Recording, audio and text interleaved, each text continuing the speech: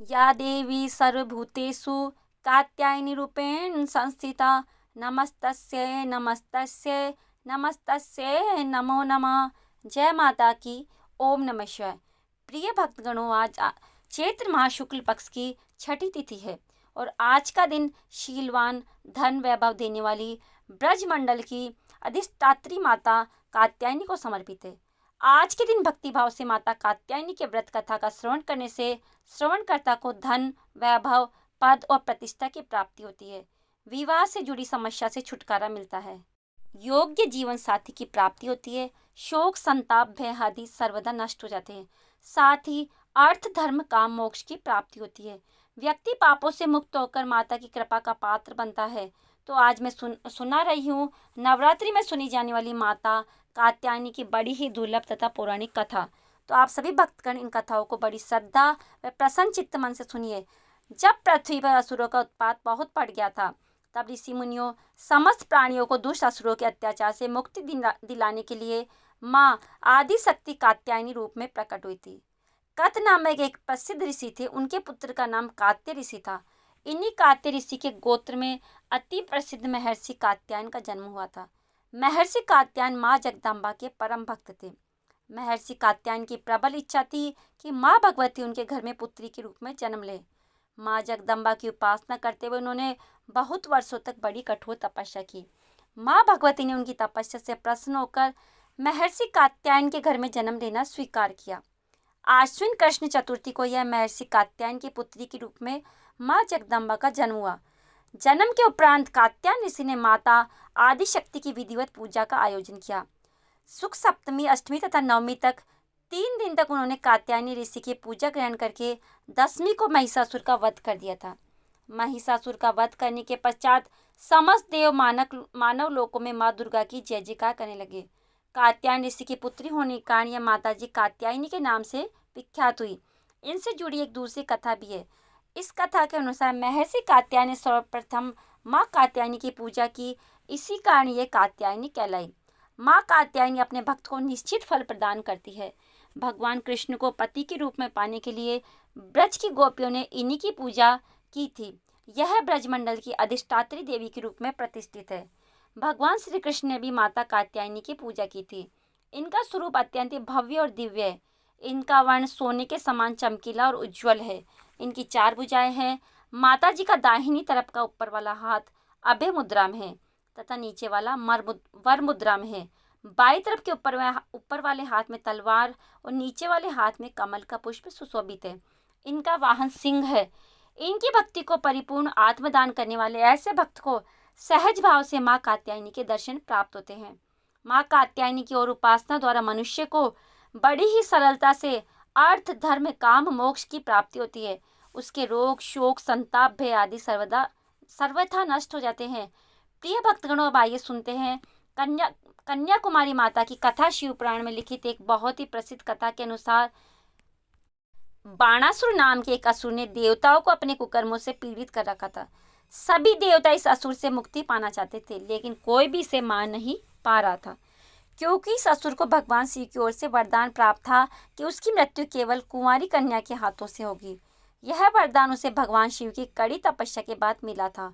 उसी राक्षस का वध करने के लिए आदिशक्ति के एक अंश से एक पुत्री को जन्मा गया। इस पुत्री का जन्म एक राजा के घर हुआ। राजा के 8 पुत्र और एक पुत्री थी।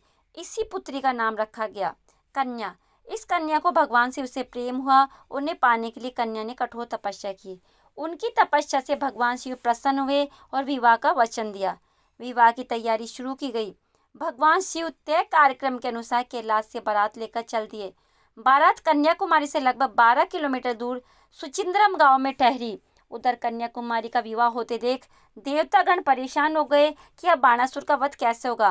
पहले तो उन्होंने देवी को समझाने का बहुत प्रयास किया, लेकिन जब बात नहीं बनी तो छल का सहारा लिया।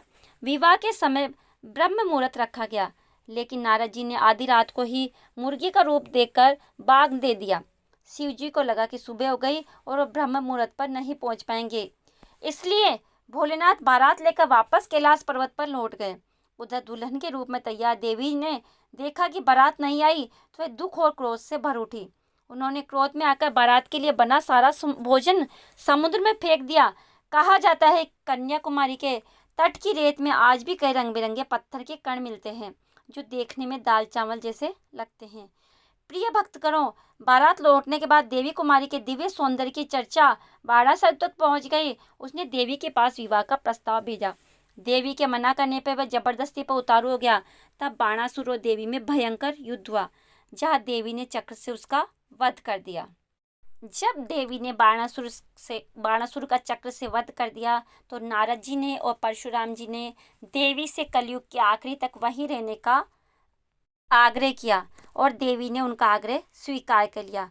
फिर परशुराम जी ने समुद्र तट पर एक विशाल मंदिर की स्थापना की, जहां कन्या रूप देवी को स्थापित किया गया। मंदिर में देवी की काली पत्थर की प्रतिमा है। इनके दाएं हाथ में एक कमल है। प्रिय भक्तगणों, उन्हें देखने पर ऐसे लगता है कि मानो 16 श्रृंगार में देवी आज भी शिव जी के आने का इंतजार करिए। एक बार प्रेम से बोलिए, जय माँ कन्याकुमारी, जय हो माँ कात्यायनी, ओम नमः शिवाय। अब आइए सुनते हैं माता रानी की दूसरी कथा। माँ दुर्गा को शेरावाली के नाम से पुकारने के पीछे एक कथा भी प्रचलित है। इस कथा के अनुसार भगवान शिव को अपने पति के रूप में पाने के लिए माँ पार्वती ने हजारों वर्षों तक तपस्या की थी। इस तपस्या का तेज इतना अधिक था कि पार्वती माता का गोरा रंग सांवला पड़ गया था। लेकिन तपस्या सफल हुई और माँ पार्वती को भगवान शिव पति के रूप में प्राप्त हो गए। एक बार शाम के समय माँ पार्वती और भगवान शिव एक साथ कैलाश पर्वत पर बैठे थे। तभी हंसी हंसी में माता पार्वती को शिव जी ने काली कहकर पुकारा, लेकिन वह यह पार्वती जी को बिल्कुल अच्छा नहीं लगा। उन्होंने तुरंत कैलाश छोड़ दिया और वह वन में तपस्या करने चली गई, जिससे उनका गोरा रंग उन्हें वापस मिल जाए। जब वे वन में तपस्या कर रही थी तब वहाँ एक शेर आ गया और उन्हें खाना चाहता था, लेकिन माता की तपस्या को शेर चुपचाप बैठकर देख रहा था। माता रानी ने वर्षों तक तपस्या की थी। उनकी तपस्या खत्म होने तक शेर वहीं बैठा रहा। माता पार्वती की तपस्या को खत्म करने के लिए शिव जी उनके पास आए। उन्होंने माता को गोरा होने का आशीर्वाद दिया। वरदान पाने के बाद माँ पार्वती स्नान करने के लिए गई। जब वो स्नान करने गई तो उनके शरीर से एक और काले रंग की देवी निकली। इनके निकलते ही माता गोरी हो गई। इन काली देवी का नाम कौशिकी पड़ गया। फिर माता पार्वती का रंग गोरा हो गया। इससे माता रानी को एक और नाम मिला, जिसे गौरी नाम से जाना जाता है। अब देखिए, जब माता पार्वती स्नान करके बाहर आई तो अपने तप स्थान पर एक शेर को बैठा हुआ पाया। तब उन्हें ज्ञात हुआ कि यह उनका भक्षण करने आए शेर ने उन्हें अपना ग्रास नहीं बनाया और इतने वर्षों तक उनके समीप ही बैठा रहा। इस तरह वह भी उनके तप में सम्मिलित रहा। प्रसन्न हो वर्षों तक तप में साथ देने वाले शेर को उन्होंने अपना वाहन बना लिया। तब से ही माता दुर्गा का वाहन शेर है और उन्हें शेरावाली कहा जाता है। एक बार प्रेम से बोली, जय माँ दुर्गा, जय माता शेरावाली, ओम नमः शिवाय। प्रिय भक्तगणों, अब आइए सुनते हैं। प्रिय भक्तगणों, उम्मीद करती हूँ आपको ये कथा अत्यंत पसंद आई होगी। अगर आपको ये कथा पसंद आई है तो आप हमारे चैनल को लाइक और शेयर और सब्सक्राइब अवश्य करिएगा और कमेंट बॉक्स में जय माँ कात्यायनी अवश्य लिखिए। आपका जीवन सदा मंगलमय और धन संपदा से भरा रहे, मेरी माता रानी से यही प्रार्थना है। अब आपसे विदा लेते हैं और मिलते हैं अगले वीडियो में। तब तक के लिए नमस्कार। जय माँ भवानी।